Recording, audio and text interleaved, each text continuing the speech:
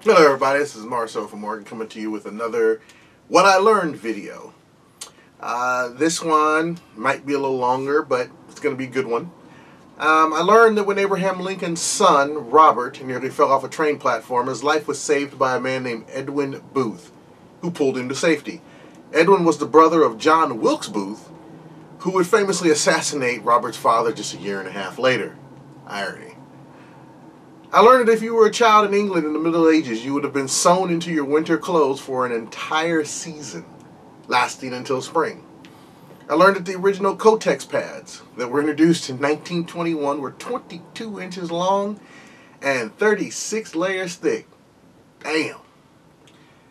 I learned that Skip Bayless is truly the heel character on ESPN's First Take, and that Kevin Durant should not bite the hand that feeds him, quote unquote. In regards to Kevin Durant criticizing the media for getting on Russell Westbrook, his All-Star Game performance where he scored 41 points and almost broke Wilt Chamberlain's scoring record of 42 points. I thought Kevin's talents and the fact that people pay to see him display said talents feeds him, not Skip. Apparently I'm wrong. I learned that former President James Polk was a tough son of a bitch. He went in for surgery for urinary stones. The only pain medicine he took? Whiskey. I learned that the mother of four, Tammy Myers, who was out teaching one of her daughters to drive, was shot in the head and later died in what police believe to be a road rage incident.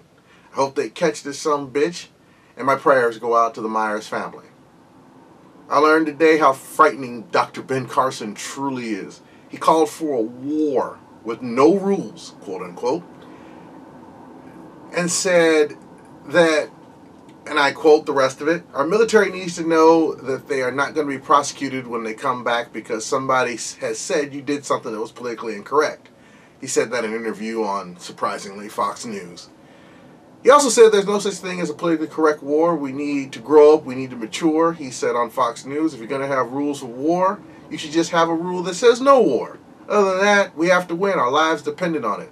You know, I think he was quoting Heinrich Himmler. So I guess those Nazis that were prosecuted for war crimes and the attempted genocide of Jewish people in Germany really did nothing wrong, according to Dr. Carson.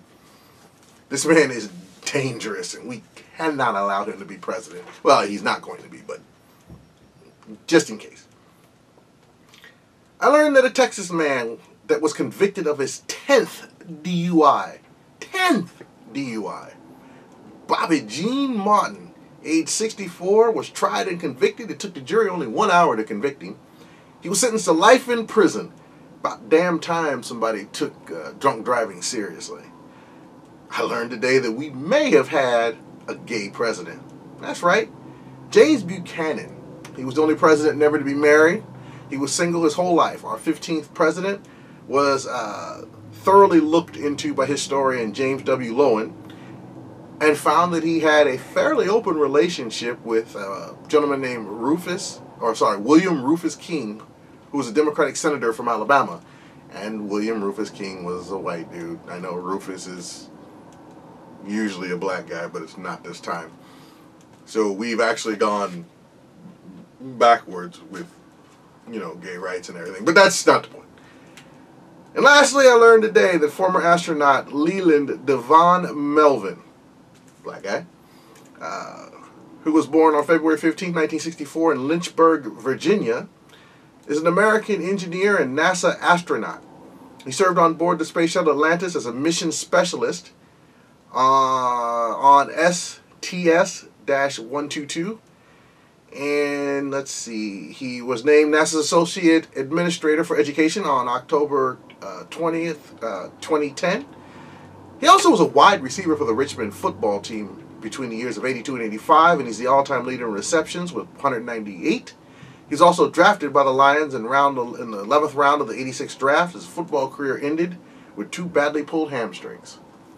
This is what I've learned in the last couple days, so thank you so much for watching, and that's how I see it.